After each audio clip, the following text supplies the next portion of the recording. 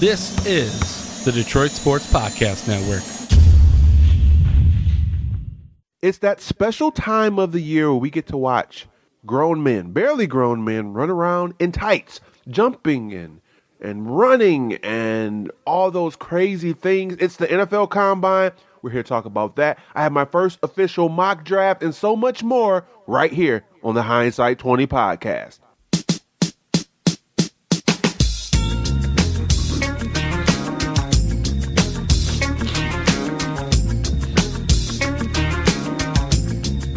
You are listening to the Hindsight 20 podcast. I'm your host, Jerry Mallory. I want to thank each and every one of you for listening. A proud member of the Detroit Sports Podcast Network. Subscribe, man. More than likely, if you're listening to me, you probably already are a subscriber. If not, you don't have to manually, on your phone. I know we have first world problems, right? Having to manually go to this podcast every week. But guess what? There's an easier way. Subscribe. iTunes, Android, it's all there. Also a proud member of prideofdetroit.com. Those are my boys. I've got some videos coming up very, very soon. In fact, some of you may remember there was supposed to be a Combine video by yours truly, Jerry Mallory. And I'll tell you why that Combine video didn't happen. And I'll tell you why, despite me being gone for some time and telling you the consistency will be there, and I promise you it will be there. The reason why there was no Combine video on Pride of Detroit, and the reason there was no podcast right here on Detroit Sports Podcast Network last week. It was a rough weekend to say the least, and the headliner of that, if it was a WrestleMania of rough weekends, the headliner was the car accident that I was involved in on Saturday. It sucked. On my way home from work, headed, what was that? East on Davison, about to hit that freeway up, and I can't get too much into it because it's an ongoing thing, but there was a very underage driver making an illegal turn without any warning, and my car felt the brunt of it. Jerry Mallory felt the brunt of it. So I got a few things going on from a physical standpoint, not my normal 100% self. It knocked me out of the opportunity of doing a show last week, and certainly the Combine being physical in nature. Let's face it, my Combine numbers were going to suck anyway. I'm not trying to save face. I still probably will do one. Got to get clear. There's still some doctor's appointments. There's some neck and back things going on. But that was pretty much why you didn't see me last week at all. Although I promised you that video and I promised you a podcast. So I apologize for that. Be safe out there on the roads. It's like I always tell my wife. You have to assume that no matter where you're at, what you're doing on the roads, that, the person that's in the other car is an idiot. You've got to assume that. You can avoid an accident 9 times out of 10 if one of you is not an idiot. That means you have to be perfect, though. So the texting, the distracted driving, all those things that would make you an idiot even temporarily, you can't do it. Because as soon as you do it and you're assuming that other person is already being an idiot, then bam, that's how accidents happen. So be safe out there. The second reason you didn't see me, you can probably hear it in my voice, getting over a nasty cold. Still kind of got that nasally. My voice is, excuse me for the sniffle. My voice is like, normally it's not nasally, but it's like a tinge. It's a tinge nasally, I guess. When I listen to myself back, it is not the Morgan Freeman that I would have hoped for, the James Earl Jones. Now I don't have a high pitched voice. It's not super, like that. But I think I got a little bit of nasally in my voice. I'll thank my mother for that. But it's a lot of nasal going on right now. Really nasty cold. The fever got as high as 103 on Monday. So a lot going on from that standpoint. Don't worry. You'll see me. I won't be in tights like those other guys. I don't want to embarrass any of my other fellow Detroit, Lions covering dudes, whether it be on blogs, whether it be on established websites. I don't want to embarrass you guys with my sick physique. I'll be in some gym clothes, some hoop shorts, and I'll be doing that Combine. As soon as I'm cleared, I'm kind of like Reuben Foster, all right? I went to the Combine, and then the medical people started asking me questions about my car accident, and they started, trying to fill up on me and see what's wrong. I said, hey, back off. I got kicked out of the Jerry Mallory Combine, but it will happen.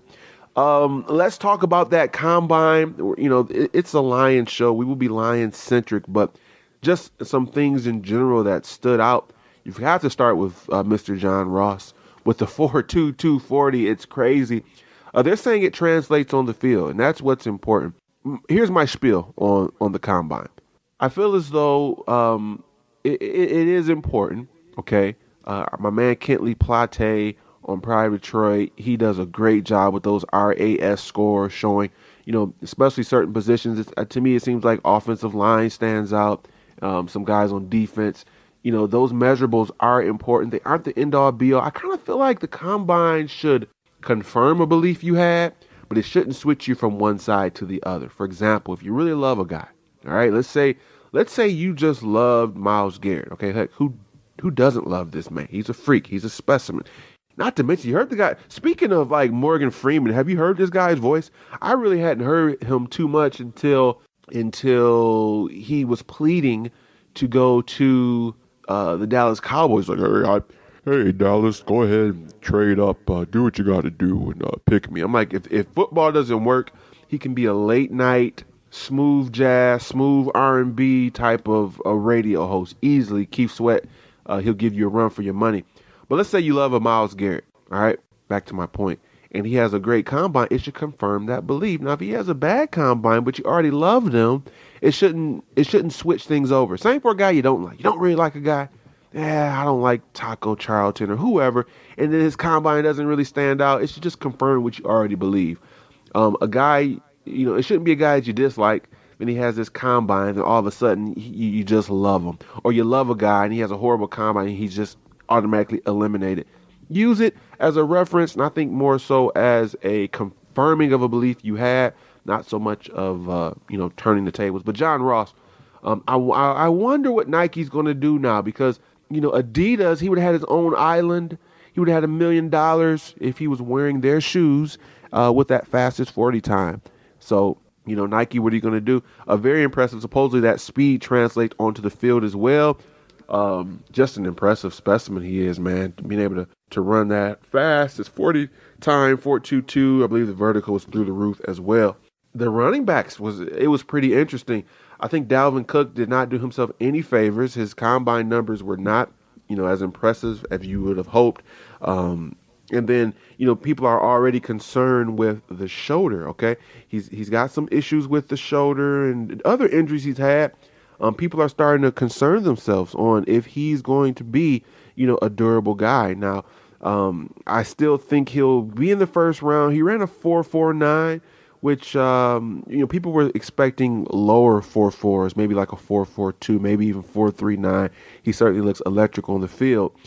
Christian McCaffrey, now he was the guy. All right, he ran a 4.48. The big three in terms of running backs is Christian McCaffrey, Dalvin Cook, Leonard Fournette. Fournette didn't really do too much good or bad to make his stock go anywhere, whereas Dalvin's kind of went down. Leonard Fournette stayed the same, and then Mr. McCaffrey, his went up. He had a very impressive combine. The 4.48 was a bit faster than anyone expected. His vertical jump, this guy, hey, insert the corny white man can't jump moniker, right?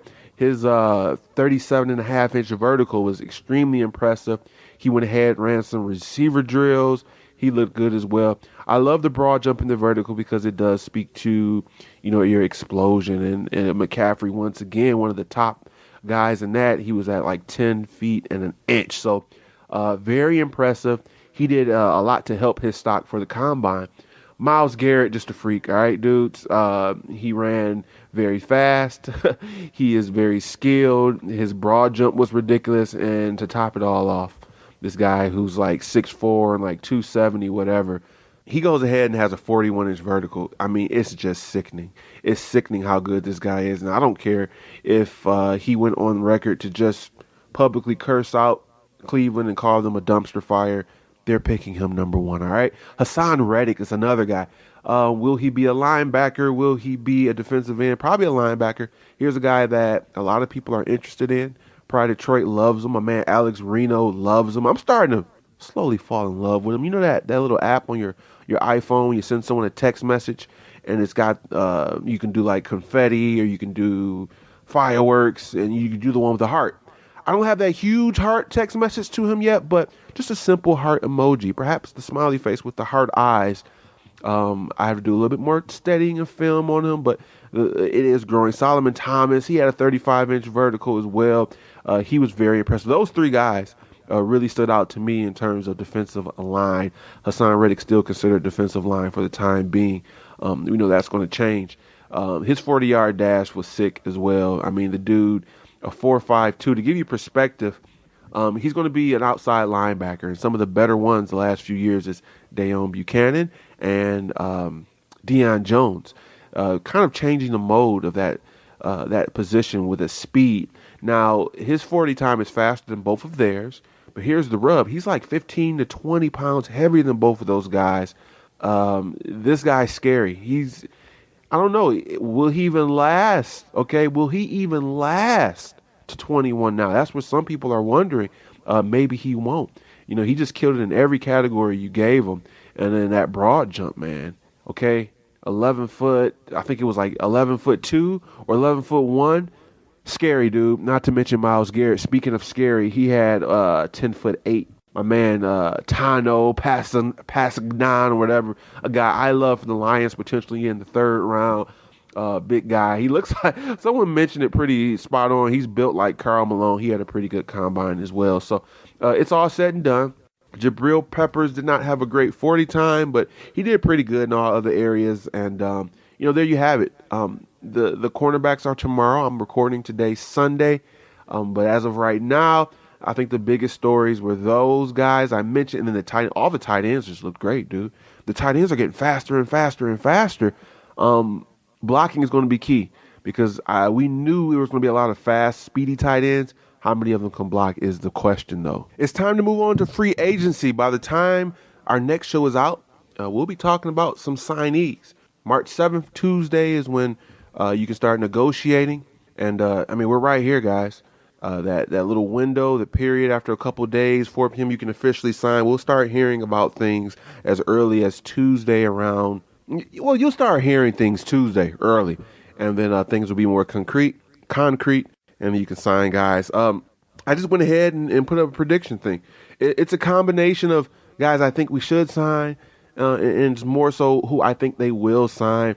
I'll pat my back. I'll pat myself on the back for the Marvin Jones deal, and I guess it was kind of a no-brainer.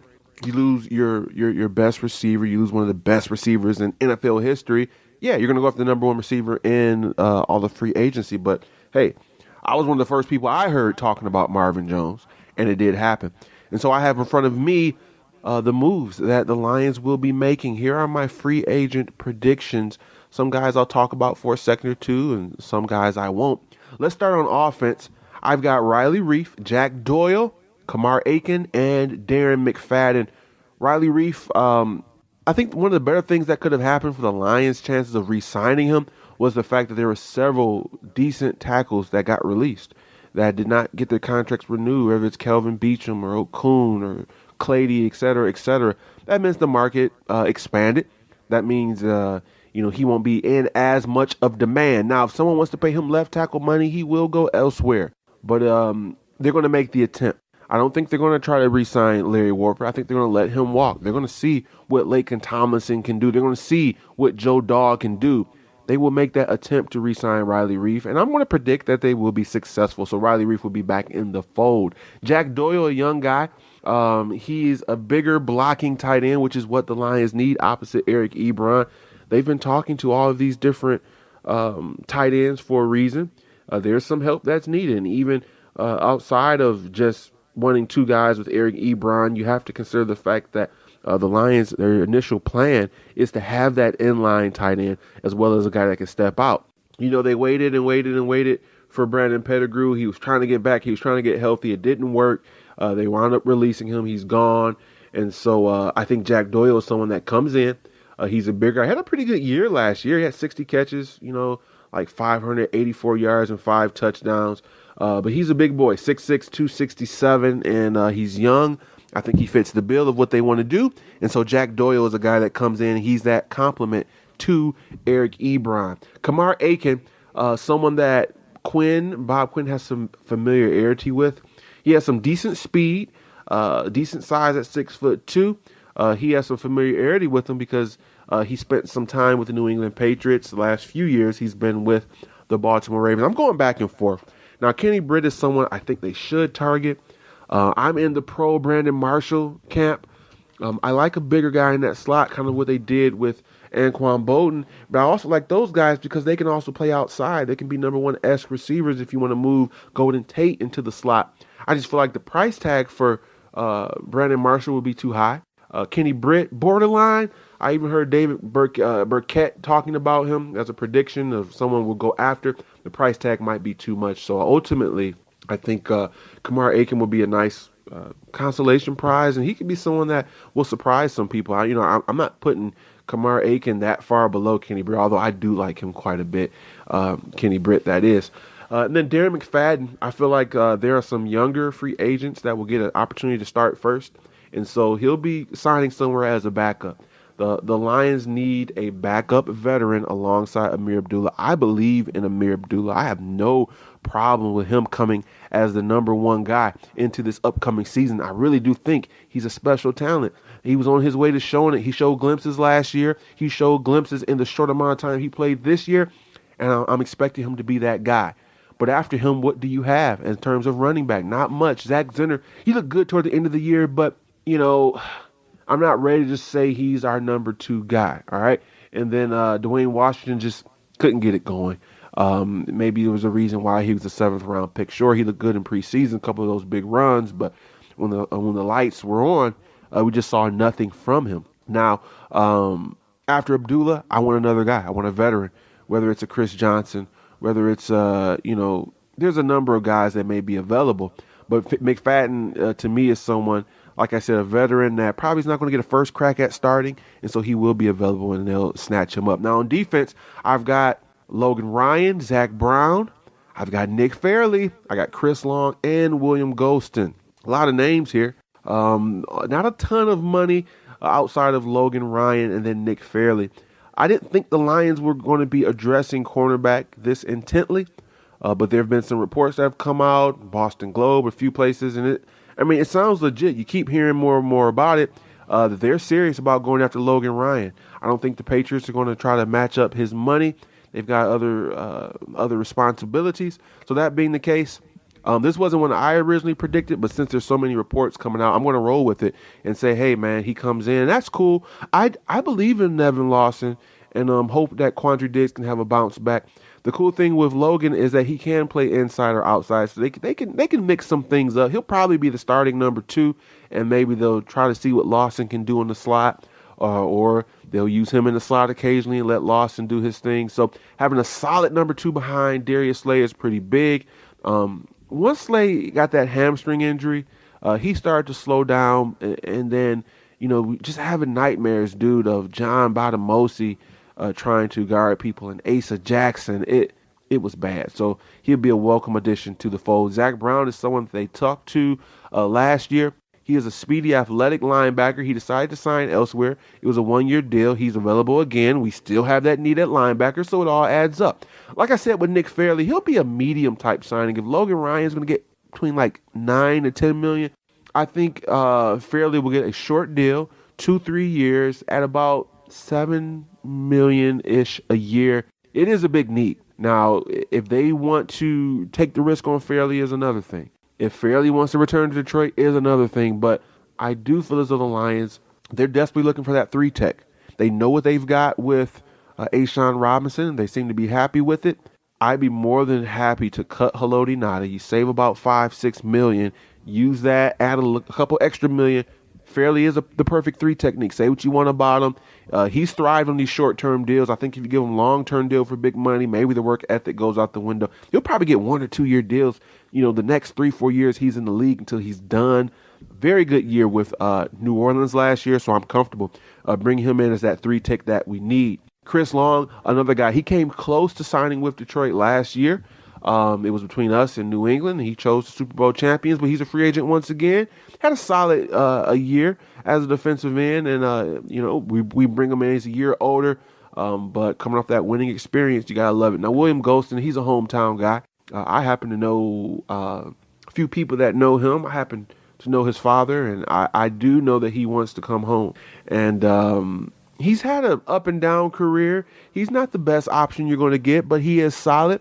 The match is there. We need somebody's there at defensive end, and he has shown flashes. The fact that he wants to be here, the fact that he wants to play here, that kind of helps the process, if you will. It kind of makes things a little more palatable, a little bit easier to understand. So I feel as though they will make this happen. He's still young too, man. He's only about 25, 26 years old. He'll be 26 this year, I believe. So once the season starts, he'll be 26. He's had an okay career. He only had 3.5 sacks last year. But you bring him in for depth and you keep it moving. So those are my predictions for free agency. Let's see how many of those I get right. Like I said, last year I did pretty good.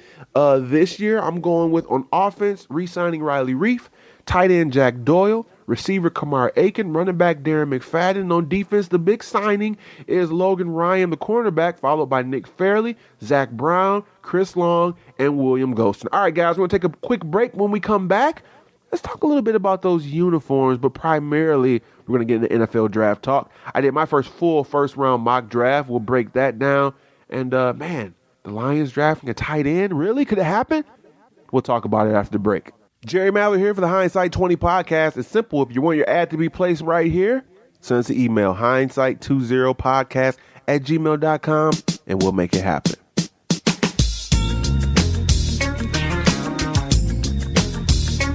All right, we're back. Thanks for sticking around to Hindsight 20.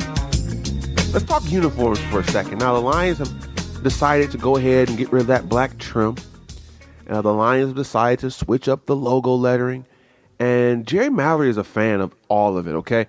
I'm, if we have an official fashion, all right, sports fashion guru on the podcast network, I'm putting my name out there. I'm that guy that will buy NBA 2K17, and I would change the Pistons uniforms, and I would take all time, and I download color schemes and clips and other people's ideas. I love it. And for a while now, I just have not liked the Lions, their get-up whatsoever. Let's talk about their lettering. First and foremost, that squiggly-looking cursive, it looked unprofessional, and it looked unfinished. I know people say, hey, it looked like they were, the letters are running. Well, it didn't look professional. I like the standard, bold, manly-looking font, whether it's like a Oakland Raiders or a Minnesota Vikings. And it feels like the Lions kind of adopted that more traditional, bold, standard lettering. Now, some people don't like the N in the new Lions logo. And yeah, I'm not crazy about it, but overall, I give their lettering a thumbs way up. So much better than the last one.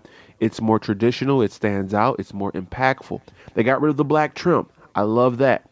So many teams with the black trim is kind of played. We're known as the Honolulu blue and silver. That whole black trim thing is like a fad or a phase from the early 2000s. A lot of teams adopted it. I'm glad it's gone. Now, we don't know what the uniforms will look like yet. In April, they're going to have the big reveal. Supposedly, I think it's 4 uniforms. So probably a home, a road, maybe a Thanksgiving, and then maybe a color rush. Or even just a home or road or alternate in a color rush. We'll see. I'm excited. There have been some mock-ups online. I'm sure you've seen them. I really like some of them. Some of them not so much. But I love the Vikings. All right. They did a subtle change to their whole get-up, and it's nice. Sometimes those subtle changes are good. All right. Just a modification of the lettering. I love a flat color on a flat number. No borders around your colors. I told you I'm the sports fashion uniform guy. I love a flat number on a flat color number on a flat colored jersey. No border around your numbers. Think Minnesota. Think San Francisco. Think the Raiders. And I'm hoping the Lions go that direction. So it'll be interesting to see what they do. Rod Wood making these changes, uniforms and cheerleaders.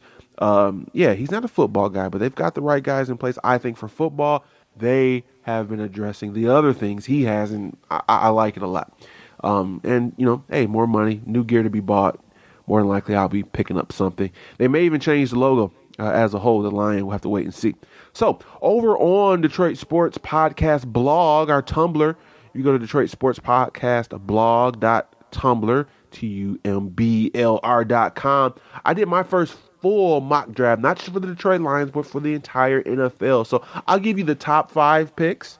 I'll give you few notable picks, and then I'll give you the Lions pick and why. So the top 5, I've got Myles Garrett going to Cleveland.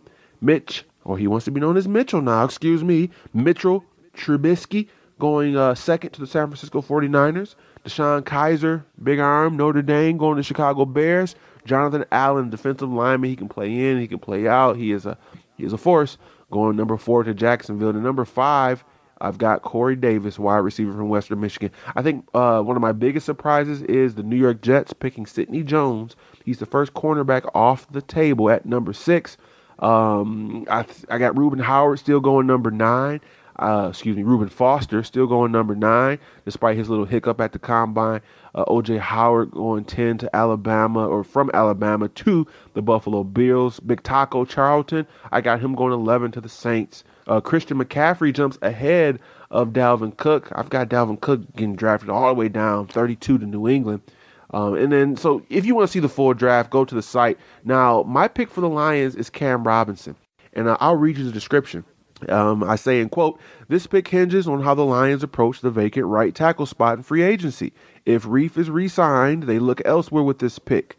But if they bring in a stopgap starter, Robinson will have a chance to flourish at right tackle to form bookend young stud tackles in himself and rookie standout from 2016, Taylor Decker." Now, you heard my predictions. I do think they will re-sign Reef. Well, they will at least try to. If they're not successful, I think they address the offensive tackle spot early with a guy like Cam Robinson, with a guy like Garrett Bowles, with a guy like Ryan Ramczyk. I like Cam. I do. I think for whatever reason he's fallen a little bit. Maybe he's not a prototypical left tackle that we thought he'd be, but we seem to have that guy in Eric Decker. I'm just full of mistakes today. Please forgive me. And Taylor Decker. But a guy that played some left, moves over to right, kind of similar to what we saw with Mr. Conklin last year. And he's doing a fine job for the Tennessee Titans by way of Michigan State. So any of these guys, whether it's Garrett Bowles or whether it's Ryan Ramczyk, they have the luxury of not having to worry about left tackle because we've got that spot nailed down. So that was my mock draft. If you want to see more of the picks with the description, go ahead over to our Tumblr and boom, it'll all be right there. Let's look around the league. I like what SB Nation did. They did a conglomerate type deal. Pretty much they looked at all the different sources, all the different websites, and who's being picked by what team and where they, nice little pie graph with percentages. And so, for instance, let's go number 1. And that's Myles Garrett by a long shot. He's 91.3%. After him, it's Mitch Trubisky and Deshaun Watson. And then they got a little slither for other and then black. And they don't have a number up there. That's probably about 5% for Jamal Adams. But by and large, Myles Garrett. And as you get further down, it starts to mix up. Like New Orleans Saints, they're all over the place, man. They've got Derek Barnett with like 8%. They've got Solomon Thomas with 21%. They've got Reuben Foster 17%. So what about our Lions? This conglomerate mock draft. Well, they've got a guy I really like being picked as terms of the names, the highest percentage, and that is Derek Barnett. He is at 13%. Some other names out there is O.J. Howard at about 6%. You've got Taco Charlton at 8%. Malik McDowell at 6%. Sidney Jones in there at 6%. Tease Tabor at 6%. Marlon Humphrey at about 6% as well.